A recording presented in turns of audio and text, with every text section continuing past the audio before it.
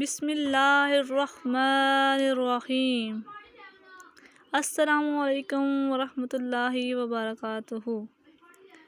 قرآن مجید اللہ تعالیٰ نے ہماری ہدایت کے لیے نازل فرمایا، تو ہمیں چاہیے کہ اس کو پڑھیں اور سمجھیں اور اس کو اپنی زندگی میں اپنائیں۔ آج ہم سورۃ آل عمران جو ہے وہ ڈسکس کریں گے، اس کی چند آیات کو، اور قرآن مجید کو سمجھتے ہیں اور دیکھتے ہیں کہ اللہ تعالیٰ ہم سے کیا فرما رہے ہیں اور ہمیں اس پہ اوپر کس طرح اس کو اپنی زندگی میں اپنانا ہے اور اس پہ عمل کرنا ہے اور اس کے مطابق جو ہے وہ ہمیں زندگی گزارنی ہے۔ تو چلیں اسٹارٹ کرتے ہیں۔ اس آیت میں اللہ تعالیٰ فرماتے ہیں، اللہ سود کو مٹاتا ہے اور صدقات کو بڑھاتا ہے۔ اب اس آیت میں سمجھنے کی بات یہ ہے کہ سود کیا ہے اور صدقہ کیا ہے۔ تو سود کیا ہے اس کے بارے میں ہم پہلے جانتے ہیں اور پھر صدقہ کے بارے میں جانتے ہیں۔ سود کسے کہتے ہیں؟ سود کی دو اقسام ہیں۔ اس میں اول جو ہے ربا نسیہ، اس میں قرض کے بدلے نفع دیا جاتا ہے۔ مطلب آپ کسی انسان سے قرض لیتے ہیں یا کوئی آپ سے قرض لیتا ہے، تو مینس اگر 1000 روپے آپ سے وہ قرض لیتا ہے اور آپ بدلے میں اس سے زیادہ لیں، مطلب 1000 روپیہ آپ نے قرض دیا ہے اور آپ 1000 روپیہ فالتو لے لیں، تو وہ جو 1000 روپیہ آپ نے فالتو لیا ہے وہ سود ہے۔ دوسری اقسام ہے ربا الفضل۔ اس میں کچھ اشیاء کے باہم تبادلے پر سود پایا جاتا ہے، اور بنیادی طور پر جنس اور قدر کی تفصیل جان کر دوسری قسم کے سود سے بچنا ممکن ہوتا ہے۔ یعنی کہ ممکن اس طرح، یعنی کہ اگر آپ کسی انسان کو کوئی چیز دیتے ہیں، یعنی کہ کچھ بھی ضرورت کی اشیاء وہ آپ دیتے تو آپ تھوڑی ہیں اور لیکن بدلے میں آپ زیادہ لے لیتے ہیں، تو یہ بھی سود کی ایک قسم ہے۔ جب اللہ تعالیٰ نے ہمیں بیان فرمایا ہے تو ہمیں چاہیے کہ اس کو خوب سمجھیں اور اس کو زندگی میں اپنائیں۔ آگے یعنی کہ یہی مثال فقہا نے بیان فرمائی ہیں کہ ایک تو قرض تو آپ نے کسی کو دیا اور اسے سے آپ ڈبل لے رہے ہیں، تو یہ بھی سود ہے۔ اگر کسی کو چیزیں دے رہے ہیں تو تب بھی وہ واپس بھی میں آپ زیادہ لے رہے ہیں، تب بھی وہ بھی سود ہے۔ آگے جو قرض والا سود ہے، اس کی بھی آگے دو اقسام ہیں، یہ غور سے دیکھیں اور اس کو سمجھنے کی کوشش کریں، اور اگر میں بتانے میں مسٹیک ہو رہی ہے تو آپ مجھے بھی بتائیں، تاکہ ہم بھی انسان ہیں، سب انسان ہوتے ہیں، اور اللہ تعالیٰ نے سب انسانوں کی طرف ہی یہ قرآن مجید نازل فرمایا ہے، اور سب کو چاہیے کہ روزانہ پڑھیں اور اس کو زندگی میں اپنائیں۔ سود کسے کہتے ہیں؟ فقہا نے لکھا ہے کہ سود اس اضافے کو کہتے ہیں جو دو فریق میں ایک فریق کو مشروط طور پر اس طرح ملے کہ وہ اضافہ عوض سے خالی ہو۔ یعنی کہ وہی بات کہ اگر آپ کسی انسان کو قرض دیتے ہیں، کسی کو کوئی چیز دیتے ہیں، اس کے بدلے میں آپ زیادہ چیزیں لے لیتے ہیں، تو وہ کیا ہے؟ سود۔ آگے دیکھتے ہم سود اور تجارت کے درمیان قرآن کا بیان کردہ فرق، یعنی کہ کیا فرق ہے سود اور تجارت میں۔ کفار نے جب یہ اعتراض کیا کہ تجارت اور سود دونوں کے مقاصد ایک ہی ہیں، یعنی کہ نفع حاصل کرنا، تو اللہ تعالیٰ نے کارد فرمایا اور تجارت کو حلال اور سود کو حرام بتا کر فرق واضح کر دیا۔ اور فرق طریقہ کار کا ہے۔ شریعت نے حلال نفع کے جو تجارتی طریقے یعنی کہ موڈ آف ٹریڈنگ بتائے ہیں، جیسے معاہدہ بی، معاہدہ شرکت، معاہدہ مزاربت وغیرہ، ذلک، ان کو اپنایا جائے تو سود نہیں پایا جائے گا، ورنہ کسی بھی وقت جو ہے وہ غلطی ہو سکتی ہے۔ اب معاہدہ بی کیا ہے، معاہدہ شرکت کیا ہے، معاہدہ مزاربت کیا ہے، اور اس کے بارے میں الگ سے ویڈیو بنانی پڑے گی، یا اس کے بارے میں آپ خود سرچ کریں کہ کون سی باتوں میں سود ہے اور کیا نفع ہے۔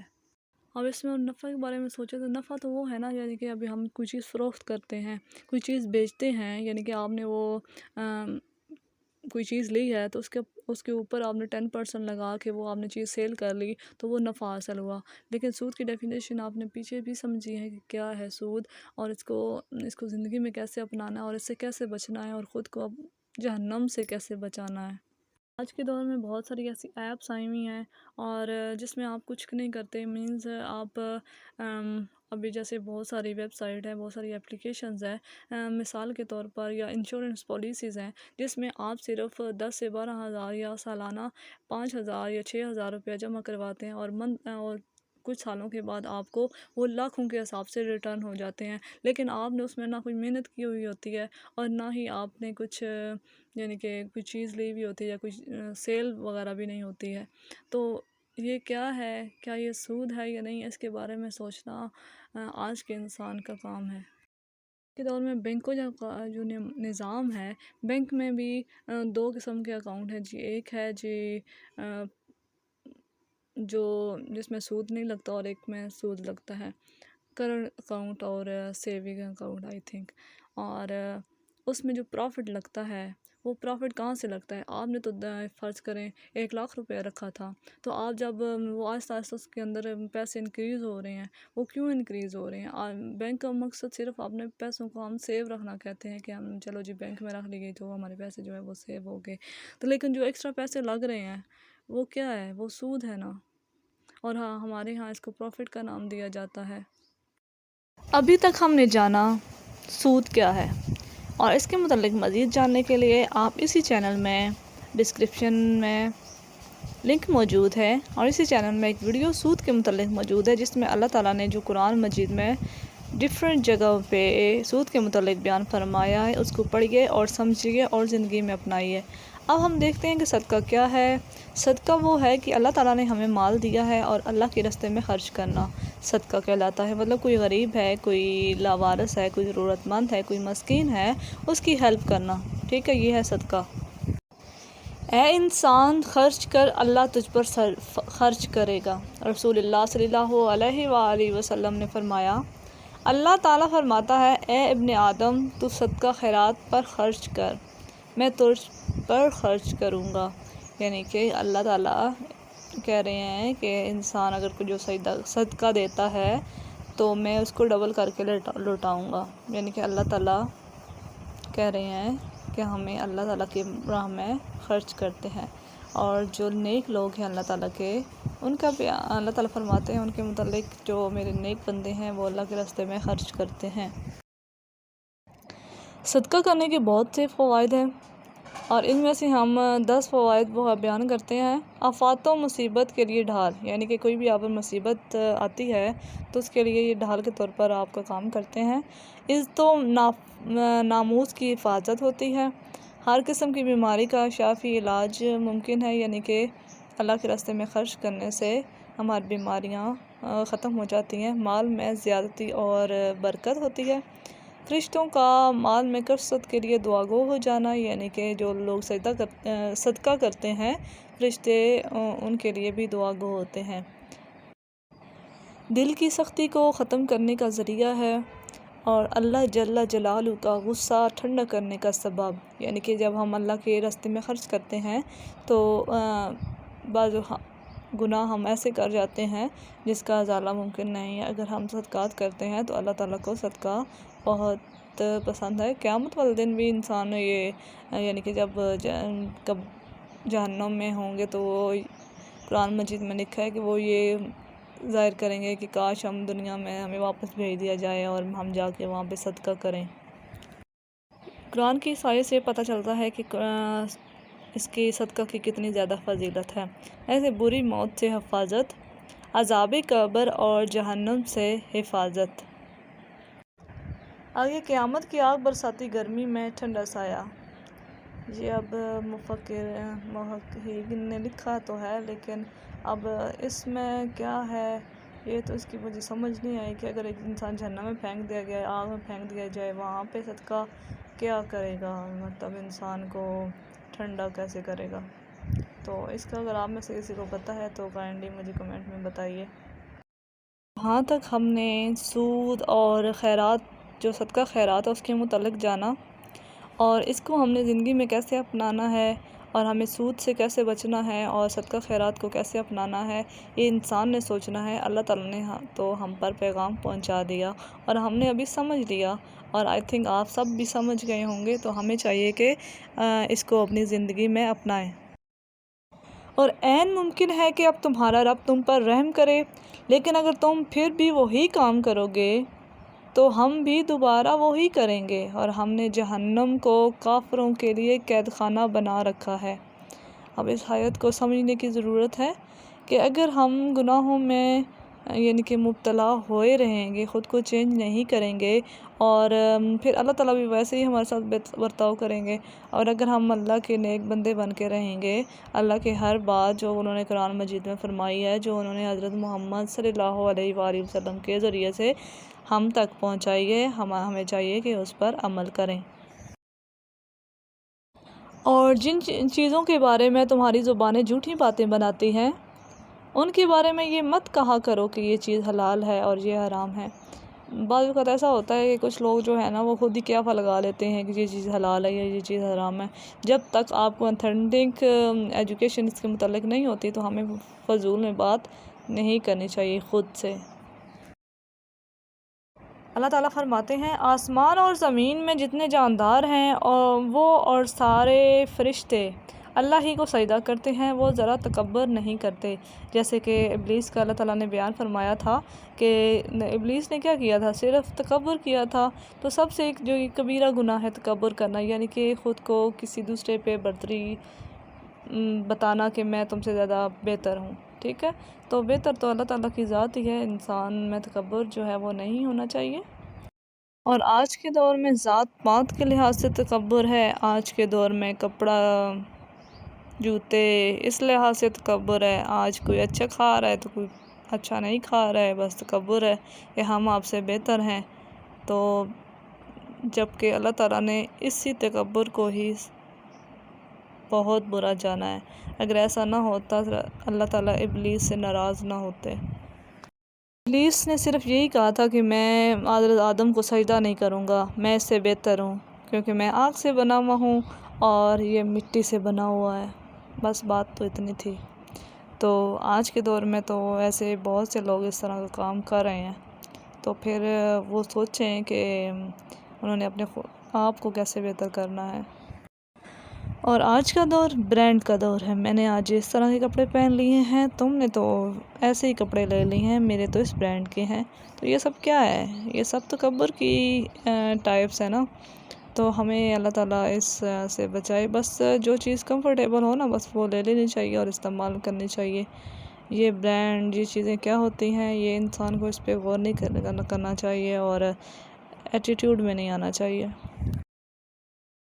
اور جب یہ ظالم عذاب کو آنکھوں سے دیکھ لیں گے تو نہ ان سے اس عذاب کو ہلکا کیا جائے گا اور نہ ان کو مہلت دی جائے گی۔ یعنی کہ جب جو کفار ہیں ان کو جہنم میں پھینک دیا جائے گا تو پھر یعنی کہ وہ اس کو دیکھ بھی لیں گے اور ان سے اس وقت جو ہے وہ عذاب ہلکا جو ہے وہ نہیں کیا جائے گا اور نہ ہی ان کو مہلت دی جائے گی۔ اور اس میں مزید لکھا ہے کہ ان کی اسکن اگر جل جائے گی نا تو پھر اس کی اسکن دوبارہ چینج کر دی جائے گی، یعنی کہ وہ ہمیشہ جلتا رہے گا، یہ نہیں کہ ایک دفعہ وہ جل گیا اور مر گیا، یہ والی بات بھی نہیں ہوگی۔ تو ہمیں چاہیے کہ ہمیں اللہ تعالیٰ کے نیک بندہ بننے کی توفیق دے سب کو، اور دین اسلام کے مطابق زندگی گزارنے کی توفیق دے۔ اگلی آیات میں پھر سود کے بارے میں بیان ہے، اے ایمان والو، کہیں گناہ بڑھا چڑھا کر سود مت کھاؤ اور اللہ سے ڈرو تاکہ تمہیں فلاح حاصل ہو، یعنی کہ تاکہ تم قیامت والے دن کامیاب ہو جاؤ، تو اس لیے سود سے بچو۔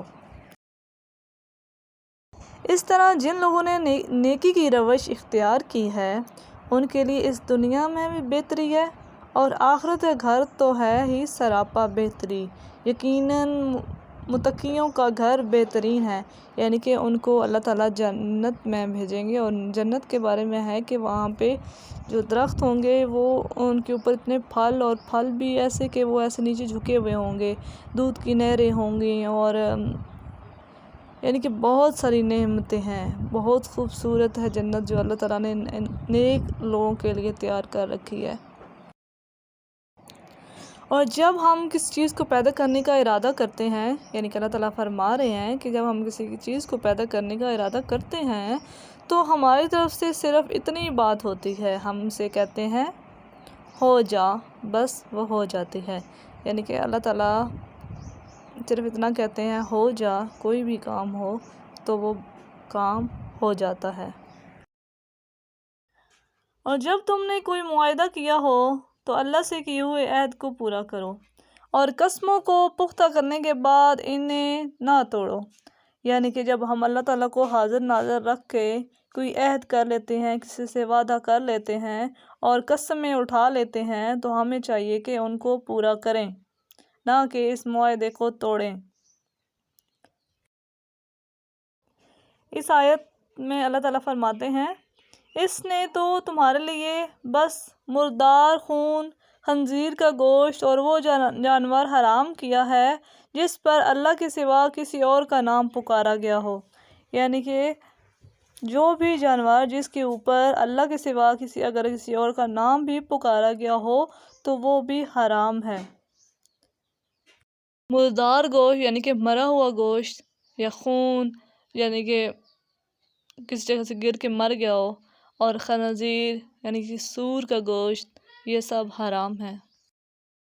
اس آیت میں اللہ تعالیٰ بیان فرماتے ہیں، لہٰذا آپ ہمیشہ جہنم میں رہنے کے لیے اس کے دروازوں میں سے داخل ہو جاؤ، کیونکہ تکبر کرنے والوں کا یہی برا انجام یا برا ٹھکانہ ہے۔ یعنی کہ اللہ کے نزدیک سب سے بڑا کبیرہ گناہ جو ہے وہ تکبر ہے، یعنی کہ غرور کرنا خود پہ۔ تو آج کے دور میں بہت سے لوگ اس طرح کا عمل کرتے ہیں، تو ان کو چاہیے کہ اپنی اصلاح کریں۔ اگلی آیت میں اللہ تعالیٰ بیان فرماتے ہیں، وہ تمہیں نصیحت کرتا ہے، یعنی کہ اللہ تعالیٰ ہمیں نصیحت کرتا ہے تاکہ تم نصیحت قبول کرو۔ یعنی قرآن مجید میں اللہ تعالیٰ نے بہت سی مثالیں دے کر انسان کو سمجھانے کی پوری کوشش کی ہے، تو انسان کو چاہیے قرآن مجید غور سے پڑھے اور اس کو زندگی میں اپنائیں۔ اللہ تعالیٰ نے بہت ہی آسان الفاظ میں ہمیں سمجھایا ہے، اور ہم نے تم پر یہ کتاب اتار دی ہے تاکہ ہر بات کھول کھول کر بیان کر دے۔ یعنی کہ اللہ تعالیٰ نے ہم پر یہ کتاب نازل فرما دی ہے اور ہمارا کام بنتا ہے اس کو کھول کر پڑھیں اور اس کو سمجھیں، اور اللہ تعالیٰ نے ہر چیز واضح طور پر بیان کر دی ہے۔ یعنی کہ زندگی کا کوئی بھی پہلو آپ یا زندگی میں کسی بھی مرحلے میں آپ کو ہیلپ کی ضرورت ہے تو آپ قرآن مجید سے ہیلپ لے سکتے ہیں۔ اس آیت میں اللہ تعالیٰ حکم دے رہے ہیں، یعنی کہ جو حکم کا مطلب ہے وہ ہم نے کرنا ہے لازمی۔ بے شک اللہ انصاف کا، احسان کا اور رشتہ داروں کو ان کے حقوق دینے کا حکم دیتا ہے۔ اور آج کے دور میں کیا ہو رہا ہے؟ لڑائیاں، انصاف کی بات نہیں۔ آج کے دور میں انصاف تو عدالتوں میں بھی نہیں ہے۔ ایک عرصے سے ایک بے گناہ بندے جو ہیں وہ قید خانے میں ہیں اور ان کو کوئی چھڑانے والا نہیں ہے اور کوئی ثابت کرنے والا نہیں ہے۔ جج ہیں تو جج بھی خاص قسم کے نہیں ہیں۔ ایک جو بندہ ہے وہ جا رہا ہے بس لگاتار کئی سال گزر جاتے ہیں، اس کا فیصلہ ہی نہیں ہو پاتا ان سے۔ تو اللہ ہی بہتر کرنے والے ہیں، اللہ تعالیٰ ان کو ہدایت دے۔ یہ لوگ اللہ کی نعمتوں کو پہچانتے ہیں پھر بھی ان کا انکار کرتے ہیں، اور ان میں سے اکثر لوگ ناشکرے ہیں۔ حالانکہ اللہ نے بی کو حلال کیا ہے اور سود کو حرام قرار دیا ہے۔ اب بی کیا ہوتی ہے اس کے بارے میں آپ مجھے بھی بتائیں کہ بی کیا ہوتی ہے۔ بی آئی تھنک تجارت کا ہی کوئی عمل ہے جس میں انسان تجارت کرتا ہے اور تجارت کے ذریعے سے نفع حاصل ہوتا ہے، اور اللہ تعالیٰ نے ان کے جو ڈفرینسز ہیں وہ بیان فرما دی ہیں، اور آپ ان کو دیکھیں اور خود اس پر عمل کرنے کی کوشش کریں۔ دنیا میں جو عیش حاصل ہے وہ بہت تھوڑا سا ہے اور ان کے لیے دردناک عذاب تیار ہے۔ یعنی کہ جو دنیا میں عیش و عشرت میں پڑے ہوئے لوگ ہیں ان کے لیے دنیا میں ہی ہے جو کچھ بھی ہے، لیکن آخرت میں ان کے لیے دردناک عذاب جو ہے وہ اللہ تعالیٰ نے تیار کر رکھا ہے۔ تو خود پر انسان کو غرور نہیں کرنا چاہیے اور انسان کو اللہ کے دی ہوئے احکامات کے مطابق جو ہے وہ زندگی گزارنی چاہیے۔ اس آیت میں اللہ تعالیٰ بیان فرماتے ہیں اور انسان برائی اس طرح مانگتا ہے جیسے اسے بھلائی مانگنی چاہیے، یعنی کہ برائی کو تو آج کا انسان ایسے مانگ رہا ہوتا ہے جیسے کہ اس کو بھلائی مانگنی چاہیے۔ تو ہمیشہ اپنے لیے خیر اور عافیت مانگنی چاہیے اور بھلائی کو مانگنی چاہیے۔ اللہ تعالیٰ سب کو سیدھے راستے پر چلائے۔ Thanks for watching. اگر آپ کو یہ چینل قرآن و حدیث اچھا لگا ہے تو آپ اس کو لائک، سبسکرائب اور شیئر کر دیجئے، اور کمنٹ کر کے بتائیے کہ آپ کو یہ چینل کیسا لگا ہے، کہ آپ کو انفارمیشن کتنی مل رہی ہے، اور اس کے علاوہ آپ خود بھی قرآن مجید اسی طرح پڑھیے۔